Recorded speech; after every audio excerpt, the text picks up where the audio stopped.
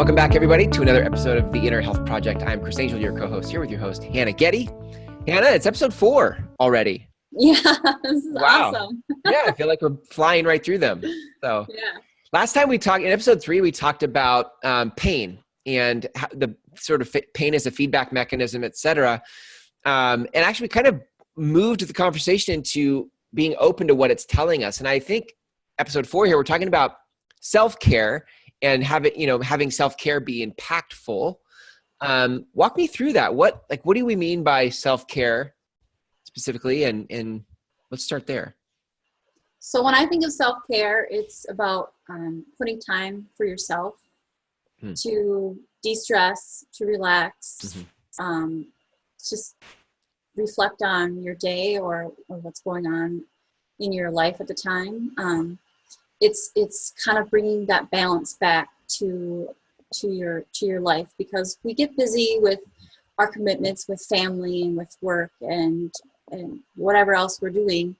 And if we're always on the go, then there's no time for ourselves just to regenerate. So I think you'll have more clarity in your life, and you'll also have just be more balanced and more grounded if you take time, put yourself first. I mean, I know I'm guilty of this. A lot of people might be, is putting others ahead of ourselves. And we think that we're doing a good thing, but really it's hindering all of us, because if you can't show up as your best self, then you can't be the best for others. So. Yeah. It's it's so used now, but it's a great analogy where, you're on an airplane and they talk about putting your mask on first and then putting on the mask of a child. Like for you to take care of yourself so that you're in the best position possible to help others is a little counterintuitive. I think you're right. I think we're used to putting others first. Yeah. Or it feels like it's being selfish. Right. Right. Yeah. Right. And I think we don't usually think of our daily lives as life and death. Whereas if my plane is crashing, of course, I'm going to put my thing on first and then help the child and whatever. But I think that's I don't say that's the lie, but that's the story that sort of like has us check out and not think about taking care of ourselves first, because we're like, well, it's not life and death, and this person really needs this thing, and I'm going to help them. And then to the detriment of our own health. Right. Yeah. And everything adds up. Every little bit adds up, whether you're contributing to the stress in your life or you're taking away and the stress and you're doing self-care. Every bit of that will add up. So you kind of need to balance things out. I think sometimes too, it's good to look at like the opposite of, so like self-care is important because it does these things for us, but actually look at like where are most people in life? What are their symptoms? What are the things that pop up? How do we normally do life that are actually the reason why we need to do self-care? Like if we spent just a couple moments on symptoms you see that people are living with that are perfect, symptoms for self-care. Like what do you see as it normally is for people? Well, I mean, it can show up in the body. A lot of massage clients will say, oh, I carry my stress in my shoulders, or I carry it in my lower back. Mm-hmm. It's great that they're aware of that. And so it can show up as muscular aches and pains. Right. It can also show up as not being grounded and not being able to just concentrate or just that's a great one. I don't want to say flighty, but I mean, you're just not completely present. Yes. So those are like so powerful. I just want to like hone in on those, because I think that's like, if you looked at the condition of most of us, we're like you said earlier, we're busy. Our to-do lists are probably way too big. I think people think they can get way more done in a day than is actually humanly possible. And then we judge ourselves for not getting it all done, and we push it on to the next day, and our list gets bigger and bigger. We don't have as much time as we want. And so we're not present. Like you said, we can't focus. I think these are and we take that for granted. We just think that's normal to not be able to focus. But I don't think that's true. Like I think when you're present and you're in your thinking about I mean, life. I'm totally guilty of having a huge list and then judging myself for not getting it done. Yeah. But then if I come back and I get present, Yeah.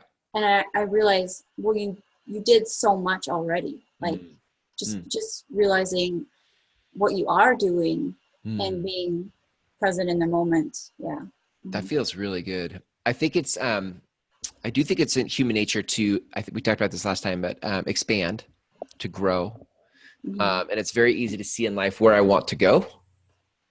Yeah. Like here I am and I want to go there. And so a lot of my energy and my focus goes into getting there, getting there, getting there. And I can't actually appreciate where I am right now. So I'm so focused on trying to get where I'm not, right? Right. It's that journey that you're kind of ignoring for the destination.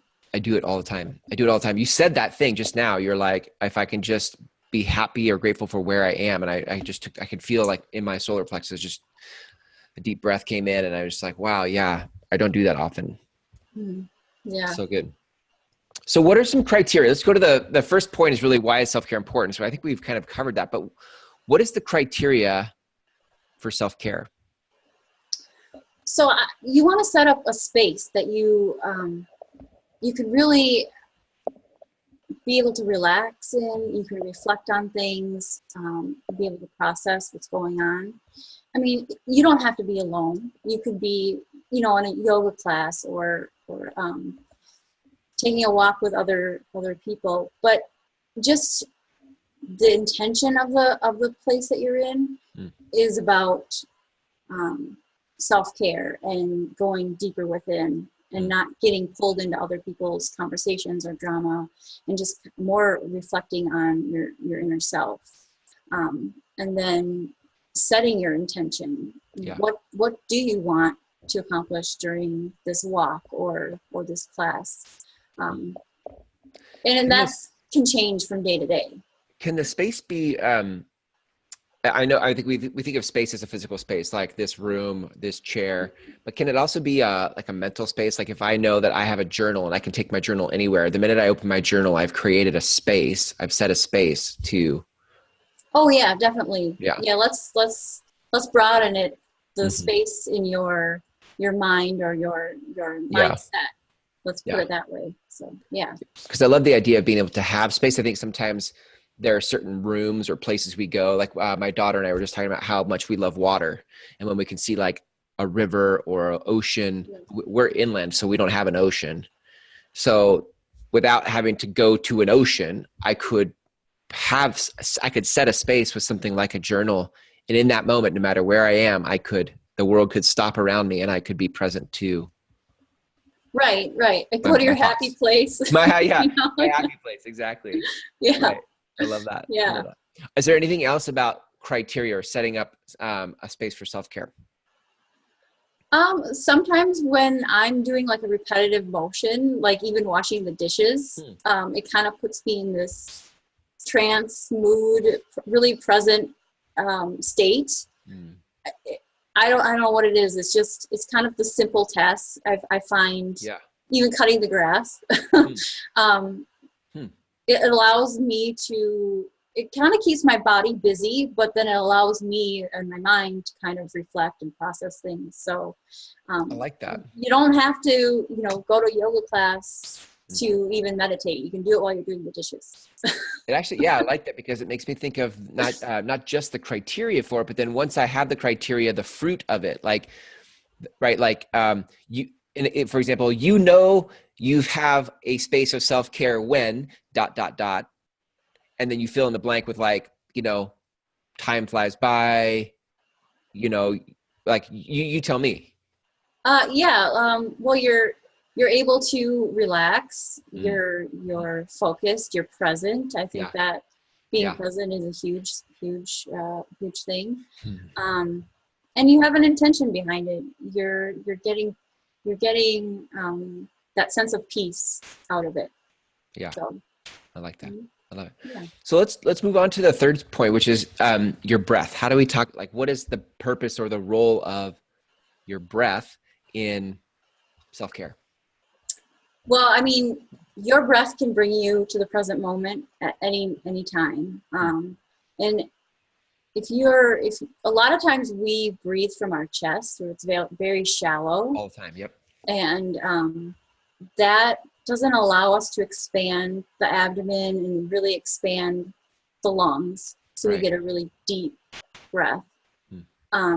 But then also you can also feel it in like when I don't take deep breaths, I can feel almost an anxious vibe to my body. It doesn't, I'm not relaxed, I'm not calm.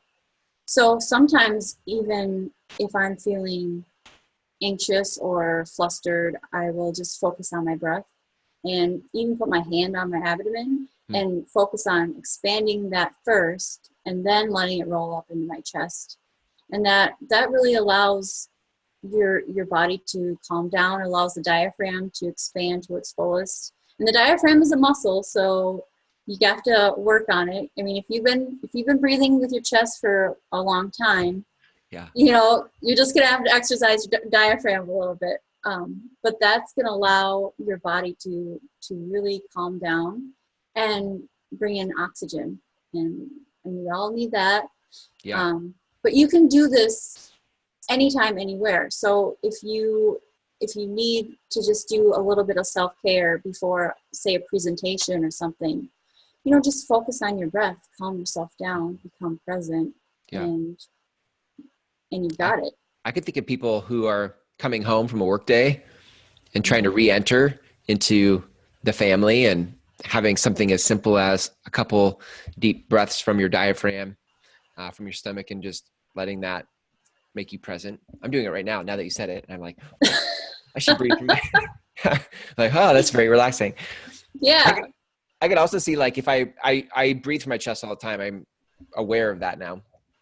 And I would think that just because my body's moving up in my chest, that there would be a response to that in my back. Like if I carry stress, I don't know this is true, but you would probably know more than I would, but that if I'm always breathing from my chest, it actually would put stress and strain on my my shoulders, my back, etc. Is that true? Well, it puts stress on your neck. So the scalenes in your neck, they are attached to your ribs and they help pull the ribs up when you breathe.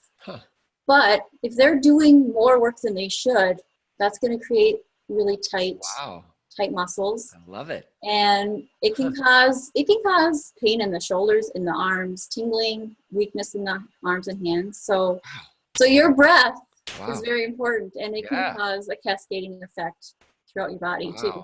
So, I love how it's all connected. I know you said, and you say it's all connected. I love that because it's a great example physically of that statement. Yeah. So in the middle of breathing and being aware of our body and self-care, like talk about massage for a minute in terms of how massage plays a role in all this, because you're a massage therapist. Yeah. Yes.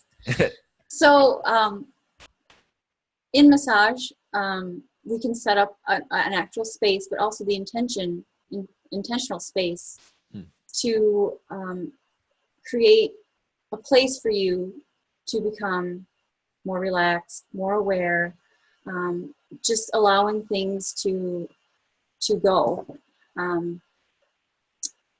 When you're on the massage table, I do encourage people to take deep breaths, to just relax into things, just to be more aware of what's going on, and like the physical touch of the skin sometimes, or the muscles, you don't realize that there's tension there. So if something does come up, you're able to kind of take more awareness of that and notice what's going on.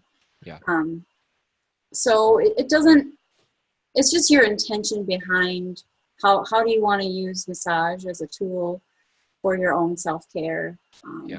It lets you just actually, and somebody else is taking care of you for an hour and a half. Yeah, good point. So it's not being selfish. It's allowing somebody else to take care of you so you can take care of others. So I like that. Yeah, I mean, when I think of self-care, I think I first go to services like massage versus like the things I can do for myself, just because it's very obvious self-care thing. Like I'm going to go get a massage and that will take care of me. but I really like massage as a mainstay, as a staple for self-care, because it is very easy to do. Sometimes it's as easy as breathing sounds. Like I could just sit in my car and breathe. Sometimes it's harder mentally to just convince myself that's a good idea, because life is just crazy. And I'm like, how do I do that? But to actually put myself in a position for massage takes Well, care. I think what you're getting at is you've got it scheduled and it's on your calendar, and that hour is there, and you've committed to it. Mm-hmm. So yeah. So you've taken the time to say, I'm going to do this. I'm going to take care of myself at this time. Yeah. So that I think that helps people be consistent, and it holds them accountable. Yeah. So. Yes. So that brings me to sort of the last point, which is like, when you think about it's in the schedule, I think of a plan. Like, what are your recommendations for us in terms of making self-care actionable? How do we go out and take that part of our life to the next level?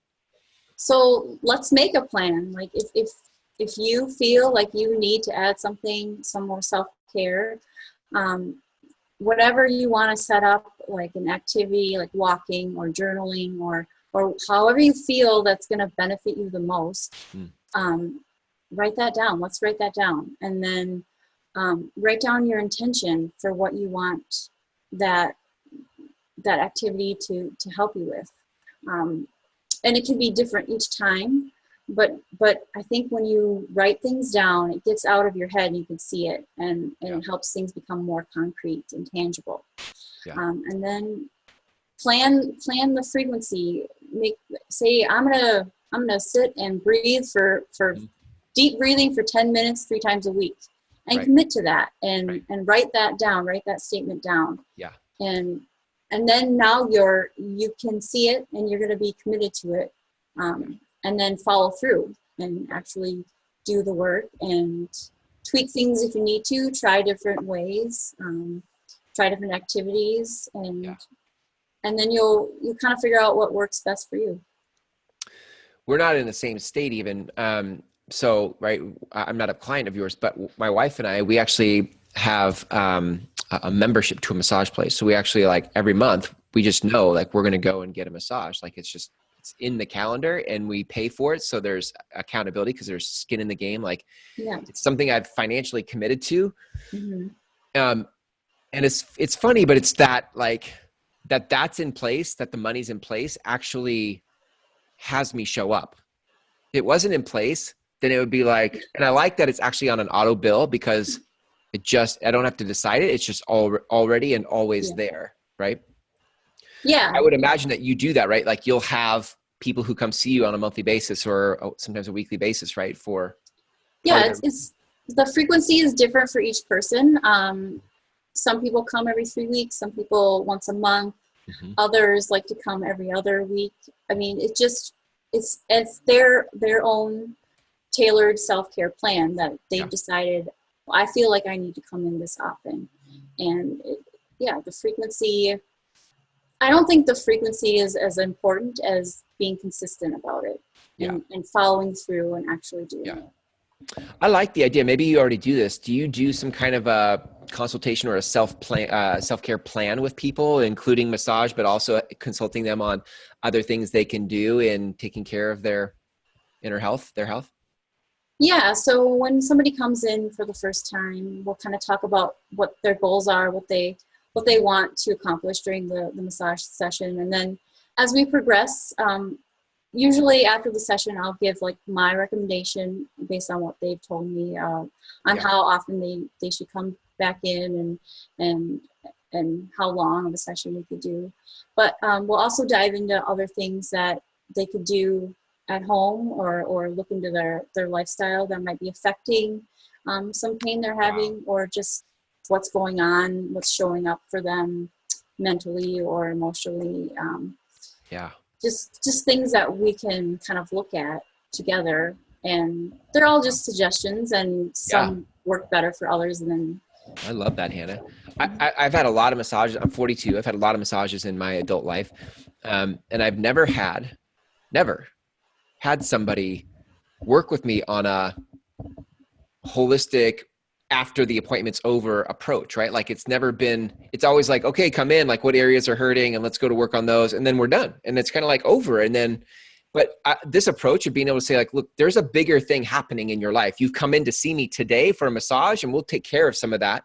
And there's this other bigger picture of self-care that we should have a conversation around, because it will actually benefit you more than just this one-time massage or even a monthly massage. There are other things you can do to feel the benefits of self-care ongoingly, and to have that conversation is amazing. I've never had a massage therapist have that conversation with me. That's amazing. That's powerful. Good for you. I love that. Well, if you guys are listening to this, those of you listening to this, like, well, now you know, like that's all you have to do is look at your own experience. If you've had massages, I bet it's very rare that you've had somebody like Hannah actually have a conversation with you about the bigger picture than just the massage you're about to receive. So love it. Love it, Hannah. Any last minute words you want to leave people with self-care before we sign off? I would just like to say thank you for listening for this episode. And, self-care isn't about being selfish. It's really about creating the best you can, so you can help others and create the life that you want. So yes, I love that. So good. If people want to learn more about your work, book a massage, have a consultation about their self-care plan, like where can people go? You can go to the innerhealthproject.com, and it will forward you to my business website. And on there, you can find my phone number, give me a call, or you can hit the contact us, and you can email me, send me a message. I'm happy to respond either way. So love it. So go to innerhealthproject.com and you can connect with Hannah that way. Awesome. Hannah, thanks for a great episode. I will catch you in the next one. Until then, take care. Thanks. Bye-bye.